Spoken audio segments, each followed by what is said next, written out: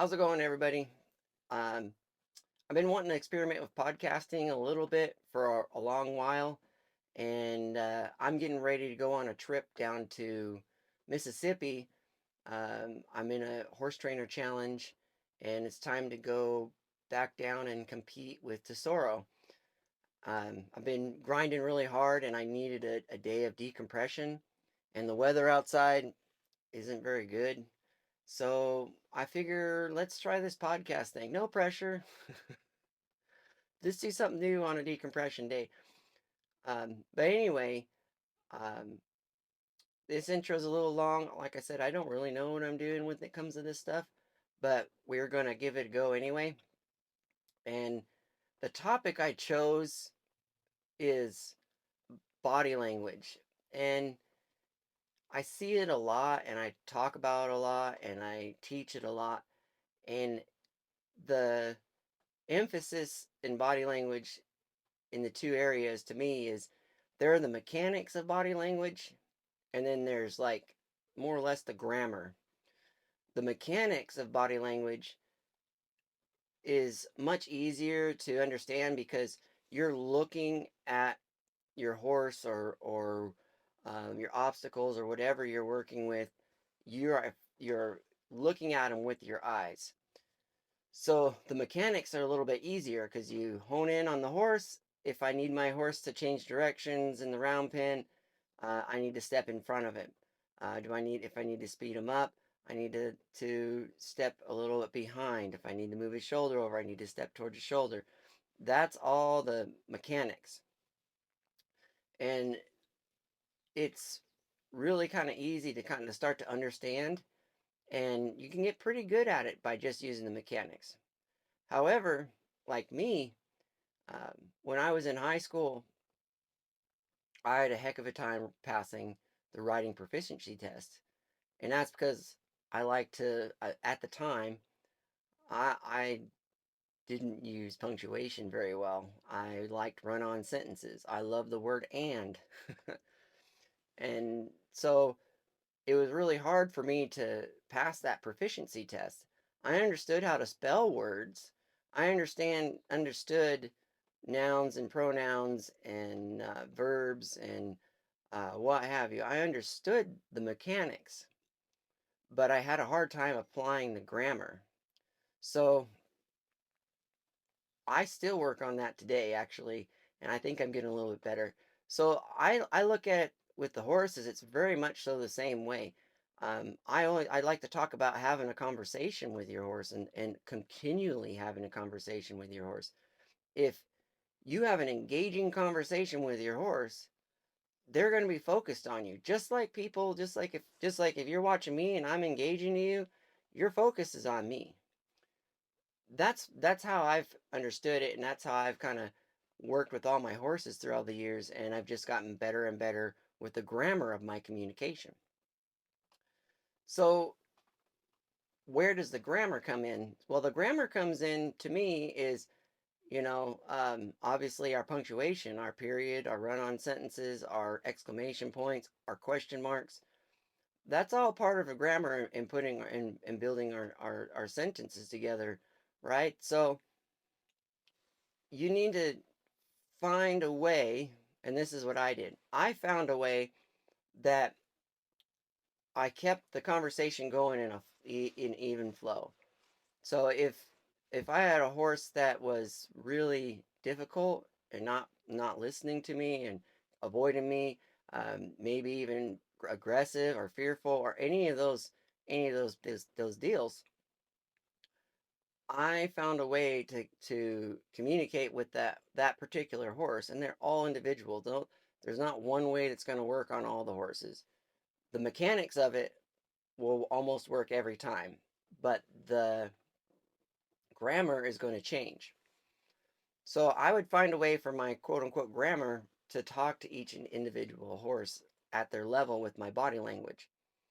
That's the hard part. Now, if you have one horse or two horses, it's much easier because you aren't jumping from one personality to another personality. And another example of why I think grammar is a big deal is some of our horses. Like I'll take Tesoro, the horse I'm taking to Mississippi. He doesn't he doesn't need to be yelled at. What do I mean by yelled at? He doesn't need a bunch of exclamation points at the end of every sentence that you tell him. It doesn't need all the words in his sentences don't need to be in caps locks. Cap locks. There needs to be a conversation and it needs to be fairly rational. Some people, when you meet somebody and some people are real intense, um, it can be abrasive. A horse is no different. And some people just talk loud and there's a lot of emphasis in their words, in their sentences. And that emphasis is where horses read it as exclamation points and like in words in caps locks, cap lock. So if you're that type of person, you got to learn how to make lowercase, get your word, some of your words in lowercase, and maybe use a period or a comma or a question mark once in a while. He can handle those things because we had to build up to it. When I first started with him, um, if you quote unquote if you yelled at him, if you had exclamation points in your body language, or you added capital letters or all words in all capitals, he would be like, "What in the world happened? What are you doing? What did I do?" And he didn't become fearful or anything. He just would just kind of like try to process it, and it was too intense for him.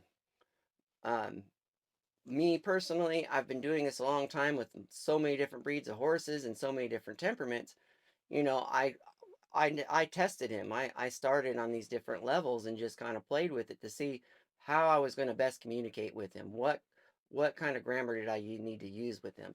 Did I need to use more question marks? Did I need to use more exclamation points? Did I need to use more capital letters? Did I need to whisper a little bit more? Did I need to speak a little bit more loud? That's just what I do with every single horse, and because it gives me an idea of where I need to be. But I have a huge portfolio in my head of different horse personalities, thousands of them, thousands upon thousands of them. So that's where I feel like I can speak on this a little bit and say what works for me. So once you've understood some of the mechanics of it, that's when you can start putting in the grammar. That's when you can start making the changes for your exclamation points or question marks. It's kind of like you can't make a sentence or put a sentence together without knowing how to spell the words. Once you know how to spell the words, you need to understand what those words are. Are they a noun? Are they adjective? Um, how do those words form a sentence? Once you understand how those words form a sentence, then you also start adding in your punctuation, your question marks, your exclamation points. So it's a building process that I did. This is how I kind of this is the analogy I make up for myself of how I do things. So then once I understand those things, then as I get better, my sentences become more complex. So my grammar improves. So I can tell a horse through my body language that I need you to move this way, this fast, this direction, and you did a good job while doing it. Because the grammar and understanding of the words and the communication has got for me has got grown quite fast. It's okay if you're talking to your horse in you know, I need you to trot. Good job. That's not the right answer, but thank you. Let's try again. Those those simple sentences is where you're going to build the grammar and not just be stuck in understanding of just working with the mechanics of body language. Hope that's kind of making sense. This is how I did. This is how I built it up, and really, like, as I was building it up and doing this through the years, I didn't realize what I was doing. I knew it was working. I knew that I can see different personalities in the horses, and I knew that I had to use my body language different with horse A versus horse B. And after 10, 15 years of studying that, and I'm still studying that, and we're over 20 now, it's just gotten more and more and more refined. So putting those pieces together and understanding that like simple sentences are good, it's better than just throwing words out there. And then as you feel confident about those simple conversations with your horses, then you add one more thing. Instead of, can you trot for me? Can you trot with your head down? Can you trot from the hind forward and move through your body? Or maybe a little bit simpler. Can you trot on a circle around me? Can you trot on a circle softly around me? So the grammar of it all is just starting to add different words and having more sorry, complex sentences with them. And it's worked time and time again. It's just like introducing yourself to a horse. It's the same thing. When you come up and you introduce yourself to him, that first impression is a big deal. Some horses already expect a little higher vocabulary in your body language. Um, Kind of goes along with what tools do you have in your toolbox? Well, how many words do you have in your grammar for your body language? And some horses will, they understand that most of us humans are simple. We have simple sentence structures that they have to fill in the gaps. Other horses are like other people. If you can't have an intelligent conversation with me, I don't really want a conversation with you.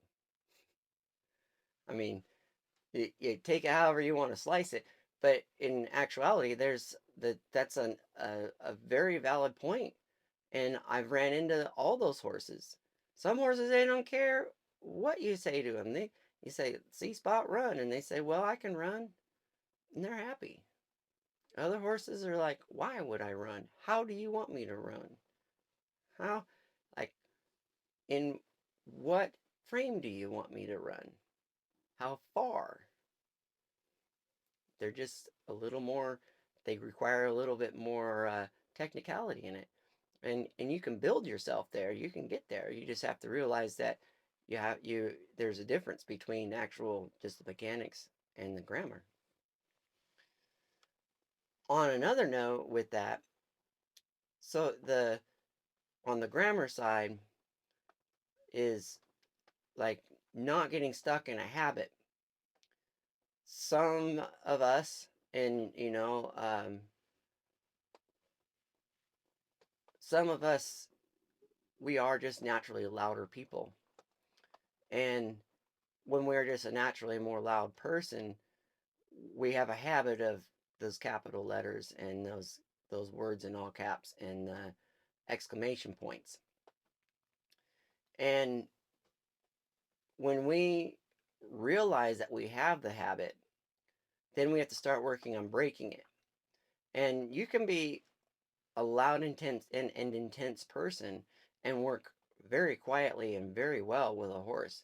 But first, you got to realize that you have the habit, and then you got to actually see that habit, and then see when you make a change, and not be upset at yourself when you're working with your horse, and by the time you get to the end of your paragraph, you're in all caps and exclamation points again. And that's okay. Like, you got to understand that you can't break a habit in one day. And the same thing with the horses, fixing stuff with these horses or teaching them things. You can only teach so much in one day. You can't take a horse that's got 3 rides on it and then make it a finished bridle horse in one day. You got to take the steps. So the same thing goes for those people that are really quiet. They're really passive. Those people have to come out of their shell, so to speak, They have to say, hey, I'm here. I am your leader and I'm a good leader. And use more capital words, use more exclamation points instead of can you dot dot dot or um, the words just get smaller and smaller and then they can't read them because they're too passive. Where this where this is even more phenomenal is if you can learn to do that with a horse, learn to soften yourself to communicate with a horse that's a little sensitive that doesn't need to be yelled at all the time, or realize that you've got to speak up and be louder and have a presence with your horse. If you can start to do that, and I'm a prime example. I couldn't read body language on people for anything.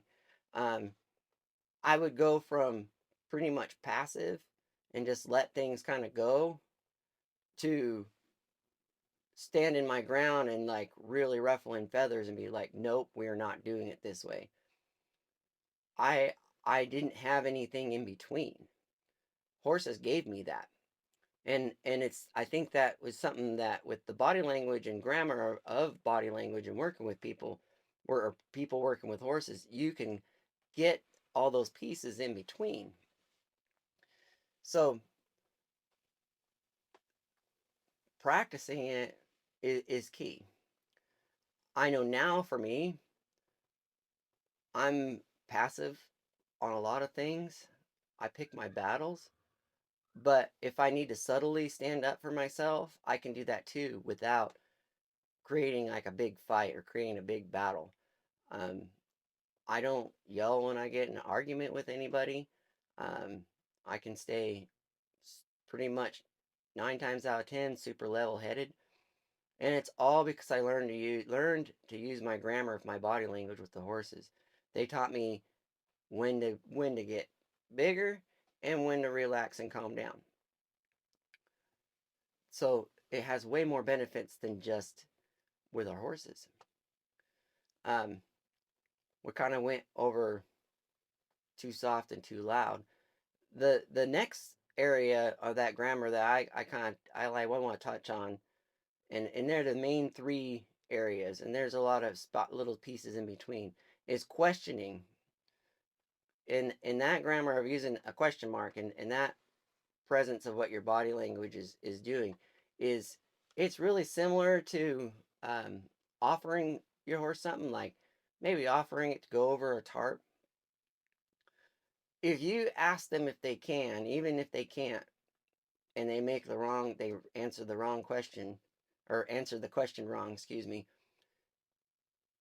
you don't automatically go into that mode of you're going to do it.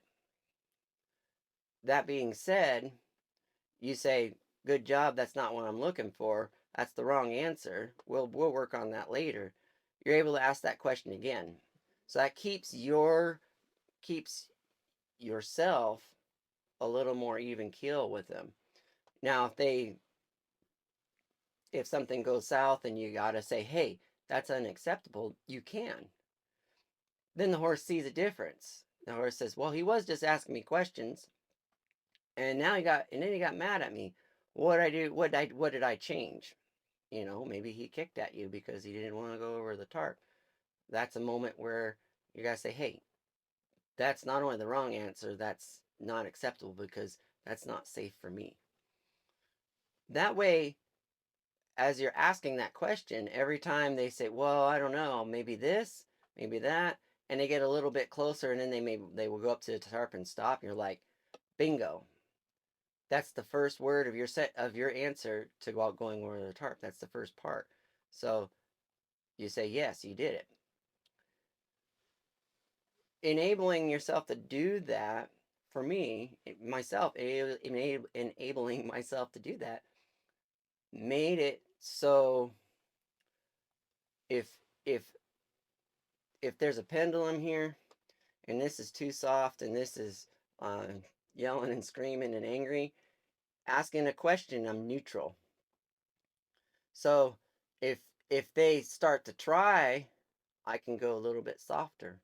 I can give them a little bit of a release. I can acknowledge them in a way that they say, "Oh, he made a change, so I must be on the right path." In the same way, same thing if he goes over here and he starts maybe coming into my space or ignoring me or maybe kicking at me, I can come up here and I can get a little bit more serious with them. But the moment that changes, and I come right back down into that question zone, that neutral zone. That for me, that seemed to help a lot with a lot of horses, and it it helps me with people as well.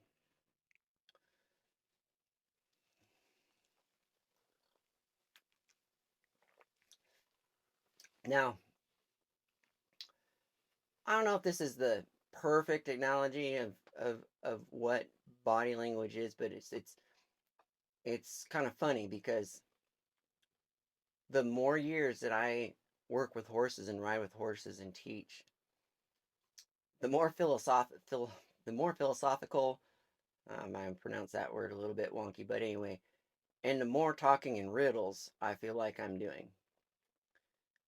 I mean, I'm not saying any names because yeah, I follow a lot of the great people, and not just in Western, but in classic dressage and in in a lot of in a lot of different disciplines.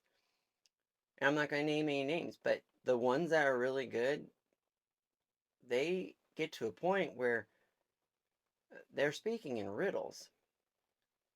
And when they speak in riddles, I don't think it's by choice because I don't mean to speak in riddles. If I could just like say it in a sentence of 5 or 6 words directly, I would much rather do that.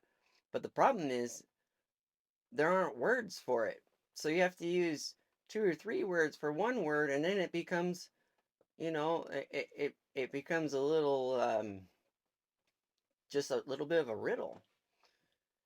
And I think that's where, I come up with the idea of body language being a mechanical side, meaning the move in front of the horse, or you know where to bend their head or where to ask them to move their feet. You know the mechanics of it.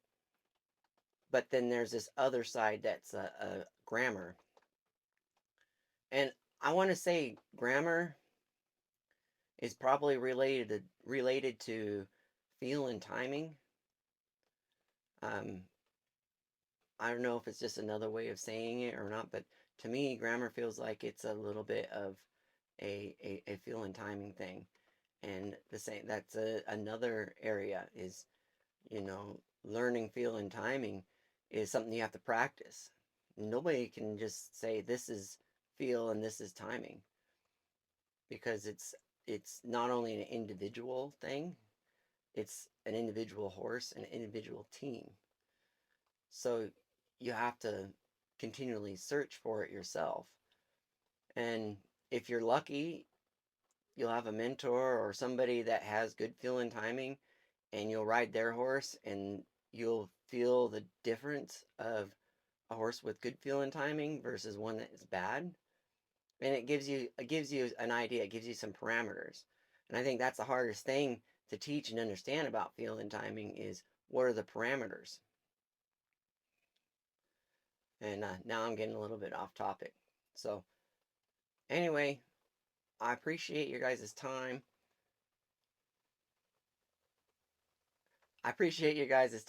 And we're going to try this again. We're going to see how you guys respond to it. If it's terrible, tell me it's terrible. Give me a thumbs down. I don't care.